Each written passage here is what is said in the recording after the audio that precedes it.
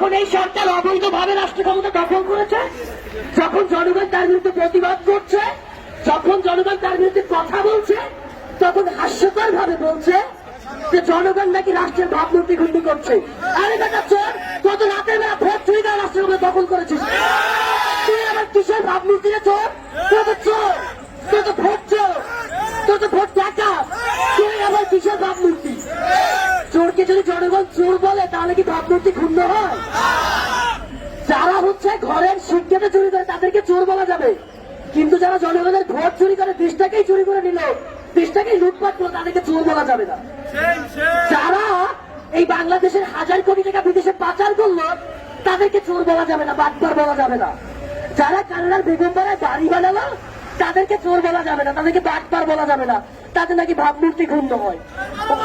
ওই যে বেচারা দিনের পর রাতে আয়োজন করলো, করোনাকালীন সময় তিরাঞ্জলি করলো এমপি লীগ, প্রশাসন লীগ, চেয়ারম্যান লীগ, মেম্বার লীগ, তাদের বিরুদ্ধে কথা বললে বলা হয় কি ভাবমূর্তি ক্ষুণ্ণ হয়েছে।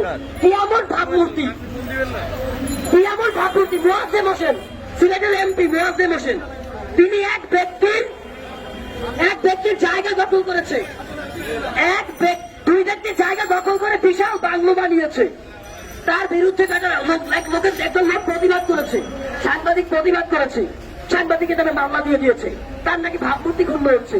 এত ভাবমূর্তি এদের কোথা থেকে আসে? এই চোরদের ভাবমূর্তি কোথা থেকে আসে? ভাবমূর্তি তো আমাদের দেখা উচিত। আমরা সত্য কথা বলি, আমরা ন্যায়ের পক্ষে কথা বলি। সরকার যখন আমাদের বিরুদ্ধে গুজব ছড়ায় আমাদের মামলা করা উচিত, দেশের জনগণের মামলা করা উচিত সরকারের বিরুদ্ধে। এই যে চট্টগ্রাম সিটি কর্পোরেশন নির্বাচন গেল, সেই নির্বাচনে ভোট কেন্দ্র দখল করে ভোট চুরি করলো, সেই নির্বাচনের বিরুদ্ধে জনগণের মামলা করা উচিত। কিন্তু জনগণ মামলা করতে পারবে না, কারণ তাদের ভাবমূর্তি নেই। এত সুবিধা নাই, এত সহজ ভাবমূর্তি তাদের নাই। আজকে ভাবমূর্তির কথা বলা হচ্ছে। 2018 সালের 2020 সালে এই করোনাকালীন সময়ে কমপক্ষে ডিজিটাল নিরাপত্তা আইনে 191টি মামলা করা হয়েছে, 191টি মামলা করা হয়েছে।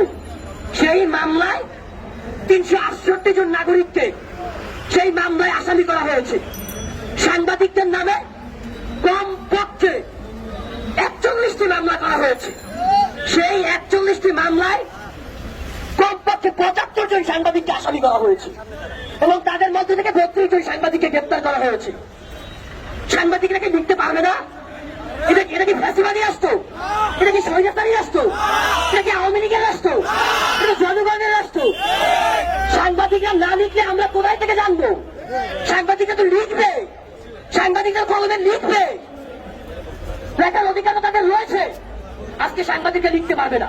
আজকে মোস্তাককে আজকে কারাগারে জীবন দিতে হয়।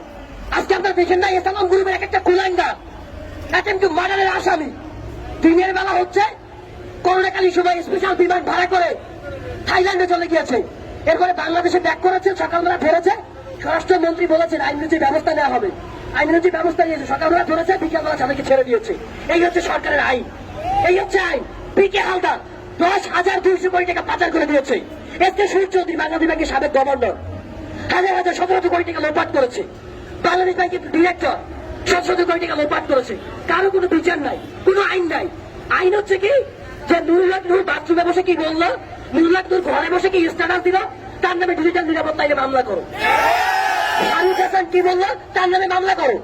মাহফুজ খান কি বললো, মামলা করো। কোন সাংবাদিক কি বললো, তাদের নামে মামলা করো। দিদার ভাই কি বললো, তাদের নামে মামলা করো, ঘর থেকে তুলে নিয়ে যাও। আর একটা বাহিনী আছে, rapid action battalion, RAB, elite force. Elite ফোর্সের কাজ হচ্ছে মানুষকে ঘর থেকে ধরে নিয়ে যাবে, কন্ট্যাক্ট করবে, কন্ট্যাক্টে ভাড়া নিবে। আপনারা জানেন না নারায়ণগঞ্জের ঘটনা? একজনকে হত্যা করবে বলে কন্ট্যাক্ট নিয়েছিল, একজনকে হত্যা করবে বলে কন্ট্যাক্ট নিয়েছিল। সেই হত্যা করার সময় যারা দেখেছে 6 জন লোক দেখে ফেলেছিল। এই কারণে ওই 6 জনকে হত্যা করেছে। কত বড় কুলাঙ্গার করে কুলাঙ্গার। এরা নাকি হচ্ছে র্যাপিড অ্যাকশন ব্যাটালিয়ন। এরা নাকি জনগণের বাক স্বাধীনতা রক্ষা করবে। এই কি আপনাদের বাক স্বাধীনতা? এই কি আপনাদের স্বাধীনতা?